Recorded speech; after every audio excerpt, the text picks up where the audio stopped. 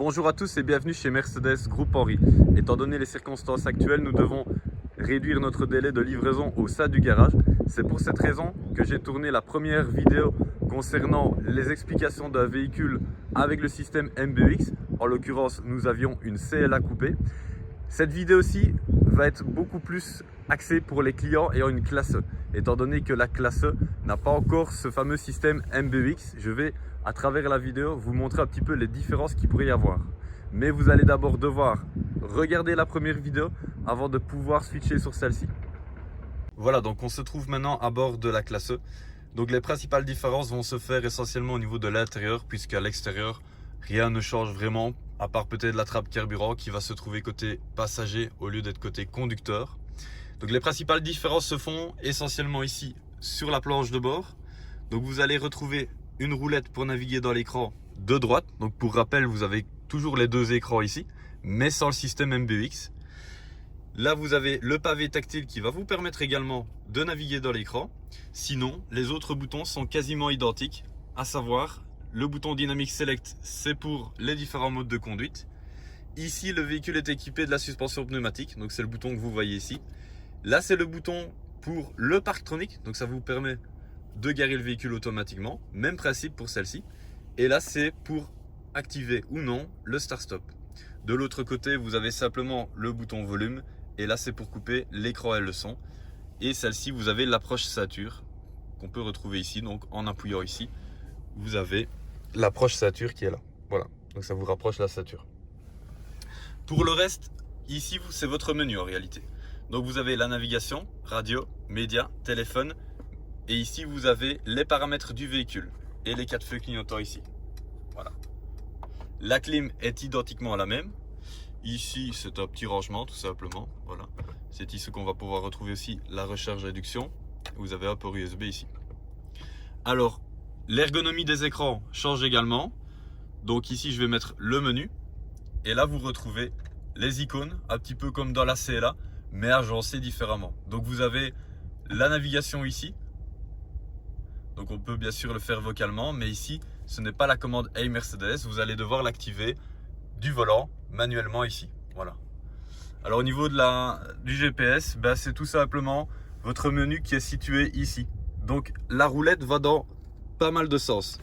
Elle roule comme ceci bien sûr. Elle va vers la gauche, vers le dessus, vers la droite et vers le bas. Et donc ici on peut voir que je dois aller côté droit pour retrouver le menu. Donc je vais aller côté droit comme ceci. Voilà. Et là je retrouve le menu. Vous voyez, c'est tout simplement comme ceci. Voilà. Et là, vous retrouvez une série de choses comme entrée-destination, les dernières destinations. Ça, c'est assez classique d'un GPS à l'autre. Donc, entrée-destination, vous cliquez sur la roulette, donc toujours celle-ci.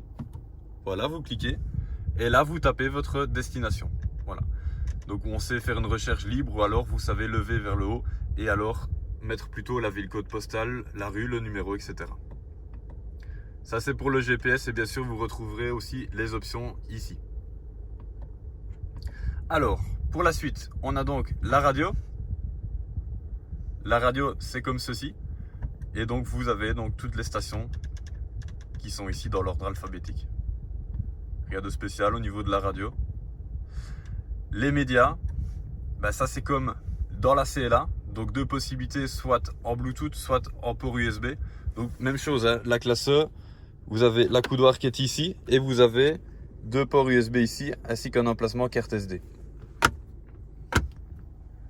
Et donc vous allez côté droit, un petit peu comme dans le GPS, et vous retrouvez les sources médias que vous pouvez sélectionner. Voilà.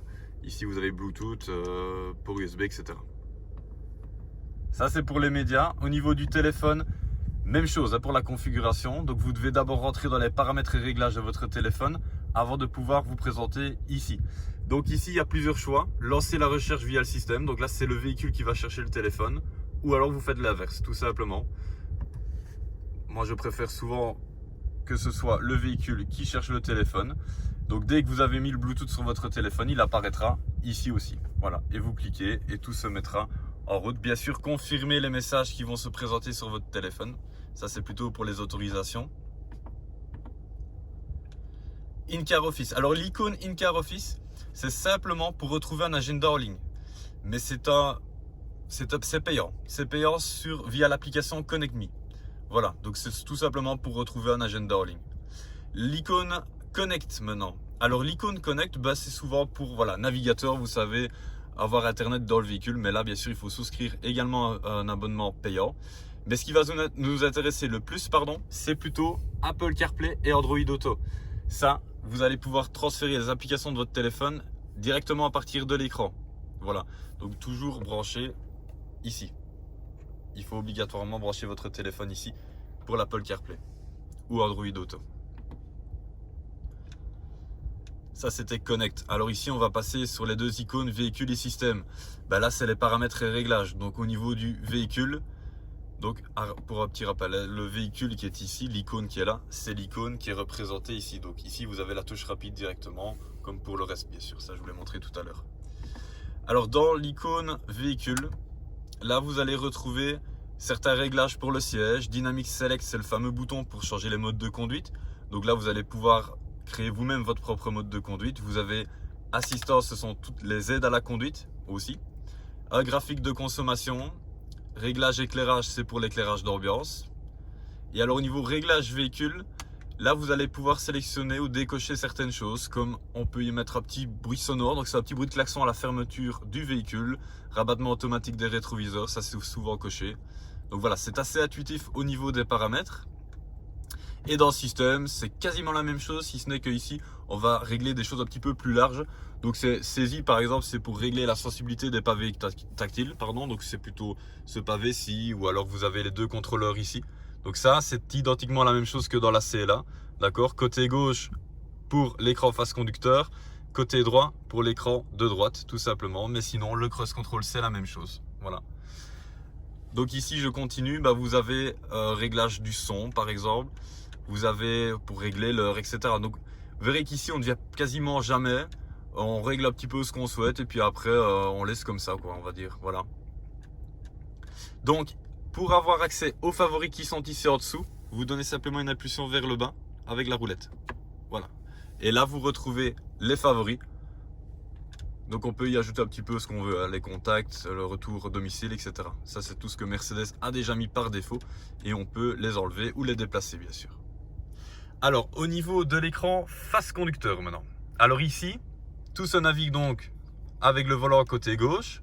Vous avez le bouton menu et vous retrouvez le menu, donc en fait qui est quasiment identique à l'autre, d'accord, mais en plus simple ici pour le conducteur. Donc vous avez le service de maintenance, ça ne change pas vraiment. Vous voyez, vous avez le niveau d'AdBlue, pression des pneus, etc.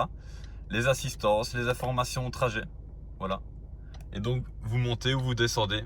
Ça c'est la même chose que dans l'autre véhicule, pardon. Là vous avez navigation, donc ça c'est pour les flèches directionnelles, tout simplement.